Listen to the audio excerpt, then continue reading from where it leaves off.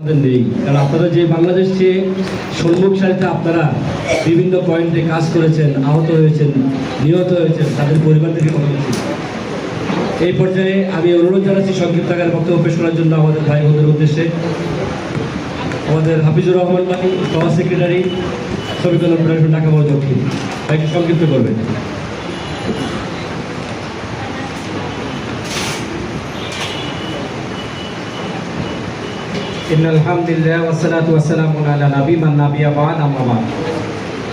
আজকের এই জুলাই যোদ্ধা পরিবার ও জুলাই যোদ্ধাদের নিয়ে আয়োজিত ইফতার মাহফিল, উপস্থিত প্রধান অতিথি সহ অতিথিবৃন্দ এবং আজকের মূল মধ্যমণি জুলাই যোদ্ধা ও জুলাই যোদ্ধা পরিবারের সদস্যবৃন্দ, সবাইকে জানাই সালাম, আসসালামু আলাইকুম।